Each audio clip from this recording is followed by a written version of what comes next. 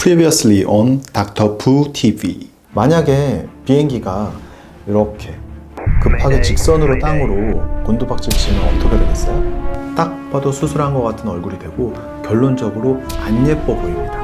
바로 긴 곡선 사각턱 수술이에요. 길게 곡선으로 사각턱을 줄여주는 수술이기 때문에 2차 각이 안 생기고, 또한 뒤로도 직선으로 올라갈 때보다 너무 높이 올라가지 않아서 귀밑각이 없어지는 개턱을 예방할 수 있는 수술법이죠. 푸하!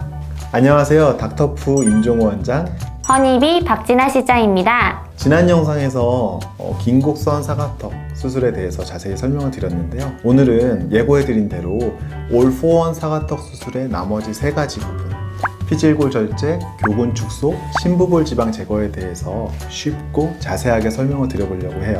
실제로 많은 분들이 피질골, 심부볼 지방, 교근 이 세 가지를 많이는 들어보셨을 텐데요. 정확한 뜻을 모르시는 것 같아요. 원장님이 설명 좀 해주세요. 네, 맞아요. 이게 다 어려운 한자로 되어 있어서 그렇네요. 제가 최대한 쉽게 여러분들한테 설명을 드려볼게요. 피질골의 피자는 왜 우리가 만두피 할 때 쓰는 그 피자예요. 즉 껍질이라는 뜻인데요. 즉 아래턱뼈의 껍질에 해당하는 바깥쪽 뼈의 두께를 줄여주는 것을 우리가 피질골 절제라고 부르는 거예요. 이게 왜 중요하냐면 아래턱뼈를 아래에서 보면 이렇게 생겨 있는데요. 사실 뼈가 제일 두꺼운 부분은 사각턱 부위가 아니라 요 가운데, 앞턱하고 사각턱의 중간 부분에 위치한 이 가운데 부분을 우리가 몸통, 즉 바디라고 부르는데요. 뼈의 두께는 실제로 이 몸통 부분이 가장 두꺼워요. 그래서 긴 곡선 사각턱 절제를 아무리 잘 하더라도 이 몸통 부분에 두께가 줄지 않으면 정면에서 봤을 때 사각턱은 줄어들었지만 이 두꺼운 몸통 부분이 정면에서 잘 보이기 때문에 여전히 뭉툭하고 무거운 느낌의 턱이 되는 거예요. 그래서 이 피질골 절제를 해야지 정면에서도 최대한 갸름한 효과를 얻을 수 있기 때문에 어떻게 보면 사각턱 수술의 효과를, 정면 효과를 극대화하기 위해서 하는 수술이 피질골 절제라고 보시면 돼요. 그럼 교근 축소는요? 저도 여기 보톡스는 맞아봤어요. 네, 저도 여기 보톡스 가끔 맞는데요. 교근이란 게 뭐냐면 씹는 근육이란 뜻인데요. 보톡스를 많이 맞는 부위고요. 이 그림에서 보시다시피 아래턱 뼈에 이런 식으로 붙어 있어요. 내가 교근이 발달했는지 안 발달했는지 확인하는 가장 쉬운 방법은 양손을 볼 부위에다 대고서 어금니를 깨물어 봤을 때 가만히 있을 때보다 깨물었을 때 볼록 튀어나오는 정도가 심하다면 그만큼 내 교근이 크다고 알고 계시면 되겠어요. 그런데 사각턱뼈가 크신 분들은 이 교근도 함께 발달해 있는 경우가 많아요.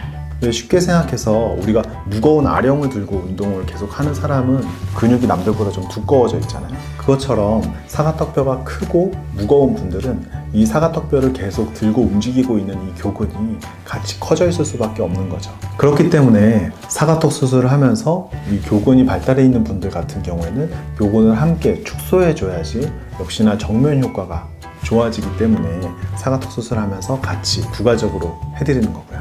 원장님, 근데 교근도 근육인데 축소했을 때 문제가 생기는 건 아닌지 많은 분들이 걱정이 많으신데요. 맞아요. 안 그래도 저도 그 말씀을 드리려고 했는데, 아까 운동에도 비유를 했지만 우리가 헬스장 가서 웨이트, 무거운 무게를 많이 들어서 열심히 운동을 해서 근육을 막 키워놓잖아요. 특히 남자분들 같은 경우에. 근데 그분이 운동을 쉬어서 근육이 막 줄어들었어요. 그렇다고 해서 일상생활에서 뭐 물건을 못 들거나 밥을 못 먹거나 그러지 않죠. 이런 것처럼 교근 축소도 교근을 무조건 많이 줄이는 게 아니라 필요 이상으로 과하게 커져 있는 교근의 일부를 줄여주는 거기 때문에 교근 축소를 했다고 해서 수술 후에 씹거나 음식을 말하는 데 지장이 생길 정도는 아니에요. 그럼 올포원 사각턱 수술 중에 마지막 남은 게 심부볼 지방 제거인데요.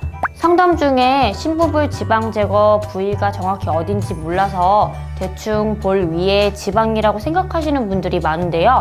맞아요. 심부볼 지방이라는 걸 많이는 들어보셨는데 정확히 어느 부위인지, 그리고 내가 이 부분을 수술했을 때 도움이 되는 부분인지를 잘 모르고 오시는 분들이 많아요. 흔히 볼에 있는 피하지방이랑 헷갈리는 분들이 많은데요.